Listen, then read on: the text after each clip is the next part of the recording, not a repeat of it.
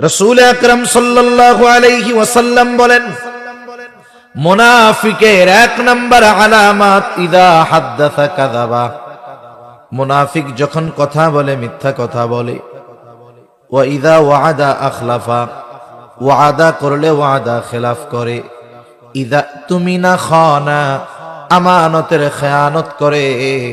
আর এক হাদিসের মধ্যে আসছে ওয়া ইদা তাখাসামা ফাজারা, মুনাফিকের সাথে যখন কারো একটু তর্ক বিতর্ক হয়, কথা কাটাকাটি হয়, মুনাফিক অশ্লীল মন্দ বকাঝকা করে। এই যে মুনাফিকের চার আলামত, আপনাদের এলাকার অবস্থা জানি না, আমাদের এলাকায় অনেক নামাজির মধ্যে একসাথে মুনাফিকের এই চার আলামত তার মধ্যে পাওয়া যায়।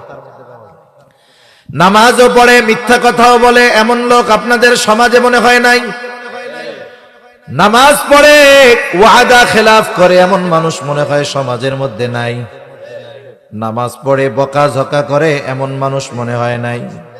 তাহলে চিন্তা করে দেখেন, মুনাফিকের আলামত সাথে নিয়ে নামাজ পড়তেছে, বরং অনেক মানুষ তো মুনাফিকের এই আলামত গুলোকে জীবন পরিচালনার অপরিহার্য বিষয় হিসাবে ধরে নিয়েছে। যেমন আপনাদের পাশে একটা মোটামুটি বড় বাজার আছে, তাই না? বাজার আছে, বাজারে ব্যবসায়ী আছে।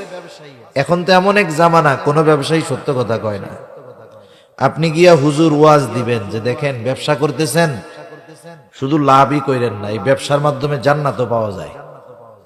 কারণ নবীজি বলছেন, আত-তাজিরুস সাদুকুল আমিন মা'আন নাবিয়্যিন সিদ্দীকিন ওয়াশ শুহাদা'i ওয়াস সালিহিন, সত্যবাদী আমানতদার ব্যবসায়ী, ব্যবসায়ীর মধ্যে যদি দুইটা গুণ থাকে, কয়টা গুণ জোরে বলেন?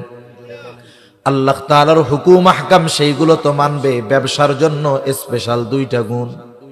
নবীজি বলেন, সত্যবাদী আমানতদার ব্যবসায়ী শহীদ, সিদ্দিক, সোহাদা, সালেহিন তথা নেককার বান্দাদের সাথে সে অবস্থান করবে। এখন আপনি এই ওয়াজ দিচ্ছেন যাইয়া যে আপনি সত্যবাদিতা ও আমানতদারিতার সাথে ব্যবসা করবেন। এখন সে বলবে, হুজুর মিথ্যা ছাড়া ব্যবসা চলে না। সে যদি মনে করে যে এই মিথ্যা তার জন্য বৈধ, অনেকে মনে করে ব্যবসার ক্ষেত্রে মিথ্যা কথায় অসুবিধা নেই, এইয়া যদি সে মনে করে, তাহলে মিথ্যা বলা কি, আমার একটু জোরে বলেন তো, জোরে বলেন, কবিরা গুনাহ। কবিরা গুনাহ হইল এমন গুনাহ, কেউ যদি এইটা